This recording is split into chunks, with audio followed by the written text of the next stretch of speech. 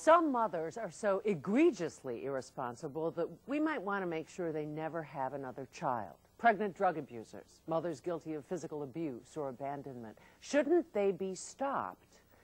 Then again, forced sterilization was once legal in 18 states on grounds that the public shouldn't have to pay to care for future generations of the mentally ill.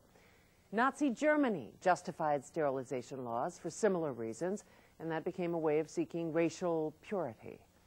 And as recently as the last decade, studies showed minorities in America were much more likely to be sterilized for medical reasons compared to others with similar medical conditions. But what about the 400,000 crack babies who've been born in this country? Who's it? Who's it? This is a typical day for Kathy Maine. The 40-something grandmother thought these moments would be played out on occasional weekends, but fate and a wayward daughter dealt another hand. I didn't tell her to pick up that pipe and smoke that pipe. She chose to pick up the pipe and do drugs. You know, her priorities were not her kids at that point. And when she continued doing this, it just made me mad. Then to bring another child into the world and do drugs when you're pregnant with a child. So now I have 4 of my daughter's kids because of the choices that she made. The children suffer because of such choices. My granddaughter Cassandra is 5 months old. She has severe asthma. And now we were told they're going to test her for cystic fibrosis. My son Anthony has prolonged speech, stuttering, whatever you want to call it, because I use speed my first 4 months of pregnancy. This grandmother's also paying for her daughter's mistakes. She supports the kids on $600 a month, sleeping on the floor of their small apartment. Maine wanted to be sure there wouldn't be any more children for her to raise, so she sent her daughter to Barbara Harris. Harris created CRACK, an organization that pays drug addicts to be sterilized. We just make an offer and women have a choice whether they take us up on it or not. I mean, it's that simple. It's their choice. $200, enough for 1 day's worth of highs for some addicts. So can a drug addict, whose habit all but eliminates critical decision-making anyway, be expected to make such a choice? If you can spend $200 to motivate somebody to be responsible and not abuse children, to me that's the best $200 we could spend. For years, Kathy's ultimatums to her daughter about the consequences of drugs and pregnancy were ignored. But cold, hard cash did speak to Nicole. Yeah, sure, if someone tells me to go on my dude side, if they're going to give me money, whatever, you're going to do that. You're going to do, if you know, that particular, that's the reason why I did it. And that financial coercion, critics say, is not ethical given the vulnerability of a drug addict. It's a basic principle of medical ethics that procedures like this that involve surgery and also that have these long-term effects should only take place where there is a real, true voluntary consent. When you offer someone who's a drug addict money to agree to it, there's a serious question whether that truly is voluntary consent.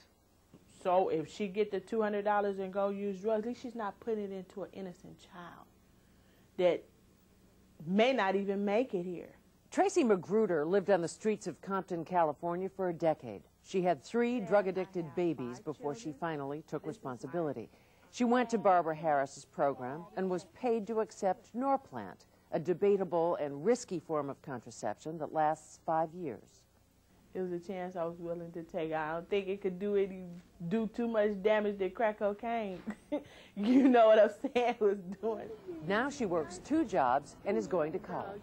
This lady here wants us to send forms so she can... Does anyone or any authority have the moral right to alter a person's body and take away reproductive rights? In dozens of cases, judges have ordered women viewed as irresponsible not to get pregnant. A California judge went so far as to order a pregnant woman to use Norplant as a condition of probation, though it was considered a health risk for her. That was overturned. But the fact that such decisions are made angers Loretta Ross. When she was 23, Loretta suffered complications from a defective birth control device and was hospitalized unconscious. She awoke to find that her doctor had performed a hysterectomy. He could have withdrawn the Dowcon shield, preventing the tube rupture. He instead kept trying to diagnose me with different types of venereal diseases, working on the stereotype that a young black woman had to have VD. It had nothing to do with this contraceptive device. Winning a lawsuit didn't help the fact that she was forever changed. He was reading from my chart that I'd already had a child because I was a teen mother. He was basically working on the assumption that problems I had to be related to sexual activity.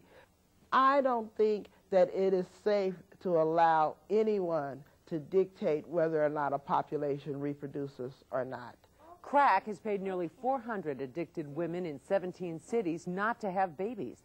Barbara Harris has made the talk show circuit, but not everyone has welcomed the organization. Take the sign down! Take the sign down! Feeling that it targets poor black neighborhoods and sends the wrong message. When we purchase billboards, we get them at such a reduced cost or free, so the billboard company puts them wherever nobody else wants to buy space. The particular drug they chose, or Barbara Harris chose for the name of the organization, is a drug that most of the public immediately thinks of as the drug of choice for poor blacks. Harris is a foster parent to 4 children born drug addicted. She says children requiring a caring community, crack, was an effective way to fight a horrible drug. Unless you're willing to step up and adopt the next drug-addicted baby born and raise it for 18 years, your opinion means nothing to me. It's not just a question of whether anyone should have compelling influence over a woman's body. What about a man's? We haven't even mentioned that. You know, when it comes to reproductive rights, whether it be preventing pregnancy or the right to terminate a pregnancy, there doesn't seem to be much middle ground in this country.